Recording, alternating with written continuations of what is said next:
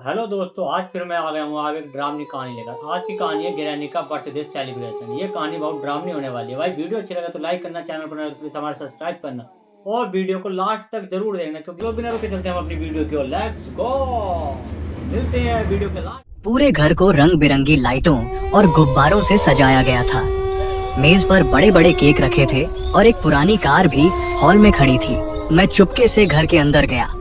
सब कुछ शांत था, लेकिन अचानक ग्रैनी गुलाबी ड्रेस पहनकर सामने आ गई। उसके हाथ में 2 केक थे और वह डरावनी आवाज में बोली, मेरे जन्मदिन पर आए हो तो पार्टी पूरी करके ही जाना। अचानक सारी लाइटें बंद हो गईं। केक की मोमबत्तियां अपने आप जलने लगीं।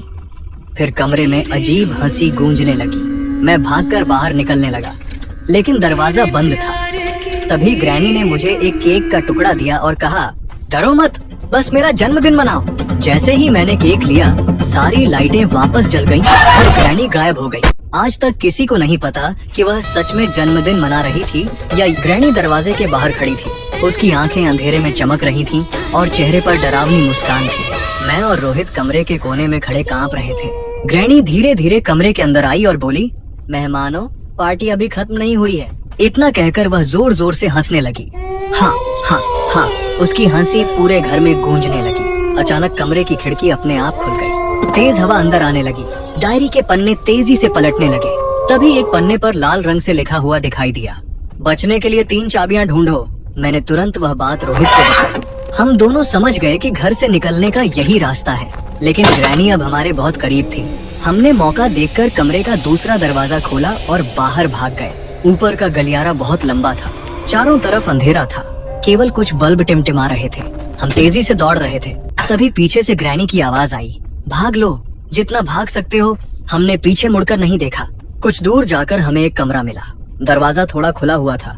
हम अंदर चले गए। यह कमरा बाकी कमरों से अलग था। दीवारों पर पुरानी तस्वीरें लगी थीं।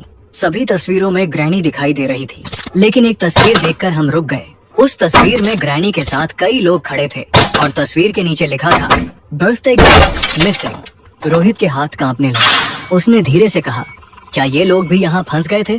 अचानक तस्वीरें हिलने लगी और कमरे का दरवाजा अपने आप बंद हो गया। तभी एक अलमारी के पीछे कुछ चमकता हुआ दिखाई दिया। मैं वहाँ गया। वह पहली चाबी थी। मैंने तुरंत उसे उठा लिया। जैसे ही चाबी हाथ में आई, पूरा कमरा जोर से कांपने लगा और दीवार पर लिखा दिखाई दिया, 1/3 keys found। अब हमें 2 और चाबियां ढूंढनी थी, लेकिन उसी समय बाहर से ग्रैनी की आवाज सुनाई दी। वह हमारी तरफ आ रही थी। हम तुरंत कमरे से निकलकर दूसरी तरफ भागे। भागते भागते हम नीचे बेसमेंट में पहुंच गए। यह जगह बहुत डरावनी थी। चारों तरफ मकड़ी के जाले थे, पुराने बक्से रखे हुए थे और बीच में वही पुरानी काली कार खड़ी थी।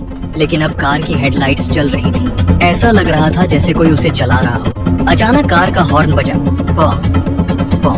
हम डरकर पीछे हट गए। तभी कार का दरवाजा अपने आप खुल गया। अंदर एक पुराना नक्शा रखा हुआ था। मैंने नक्शा उठाया। उसमें पूरे घर का रास्ता बना था और एक जगह लाल निशान लगा हुआ था। शायद दूसरी चाबी ढूंढी। हम नक्शे के अनुसार आगे बढ़े।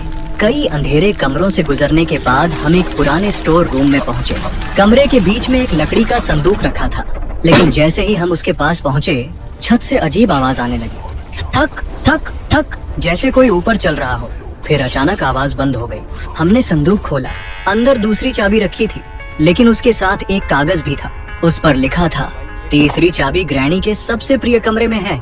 जैसे ही हमने दूसरी चाबी उठाई, फिर दीवार पर शब्द दिखाई दिए, 2/3 keys found। अब केवल एक चाबी बाकी थी। तभी अचानक कमरे की लाइट चली गई। चारों तरफ अंधेरा छा गया। कुछ सेकंड बाद हमें किसी के सांस लेने की आवाज सुनाई दी, बहुत पास से। हमने टॉर्च जलाई और सामने ग्रैनी खड़ी थी। इस बार उसका चेहरा पहले से ज्यादा डरावना लग रहा था। उसने गुस्से में कहा, मेरी पार्टी छोड़कर कोई नहीं जा सकता। हम दोनों पूरी ताकत से भागे।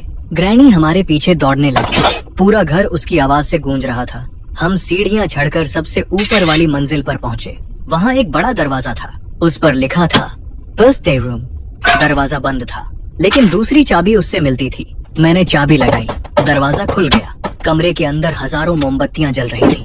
बीच में एक विशाल जन्मदिन का केक रखा था और उसके ऊपर तीसरी चाबी रखी थी।